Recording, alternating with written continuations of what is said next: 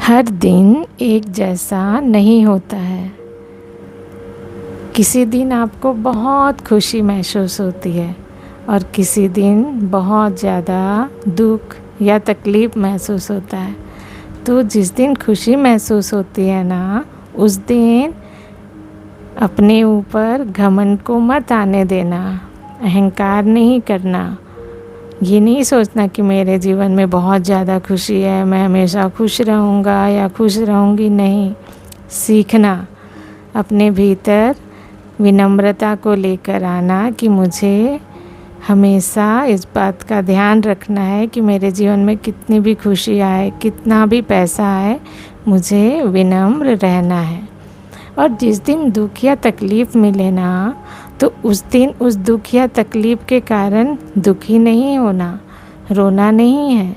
बस उस दुख के पीछे छिपी हुई अपॉर्चुनिटी को देखना है, क्योंकि हमारे जीवन में जो सुख आता है वो हमें कुछ सिखा कर नहीं जाता, लेकिन जो दुख आता है ना, वो हमें कुछ ना कुछ सिखा कर ही जाता है। बस हम सीख नहीं पाते हैं। क्यों? क्योंकि हमारा सारा ध्यान उस दुख पर रहता है। उस दुख के पीछे जो छुपा हुआ राज है, वो जो कुछ सिखाने आया है, वो जो तुम्हारे भीतर की कुछ कमियों को दूर करने आया है, तुम्हारा आत्मविश्वास बढ़ाने आया है, तुम्हें मजबूत बनाने आया है, वो तुम नहीं देख पाते हो। बस आज से देखना शुरू कर दो, दुख से प्रेम हो जाएगा। क्योंकि जीवन सीखने के लिए तो मिला है ना।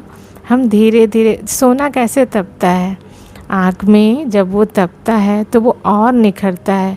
उसकी जो शुद्धिकरण होती है वो आग में तपने के बाद ही होती है।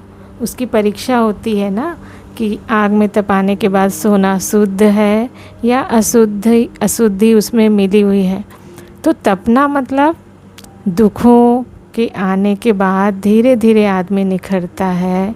वो दुख के आने के बाद अहंकार छोड़ देता है, अपने भीतर का क्रोध छोड़ देता है, उसे समझ आता है दूसरों का दुख, दूसरों का दर्द।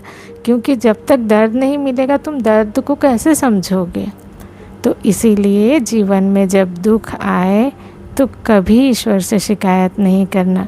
जीवन में जो भी मिला है, जो भी मिल रहा है, हमेशा उसके लिए इस ब्रह्मांड की शक्ति को शुक्रिया कहना, उन्हें धन्यवाद देना। तो जीवन में आगे आपके लिए हमेशा अच्छे अवसर मिलते जाएंगे।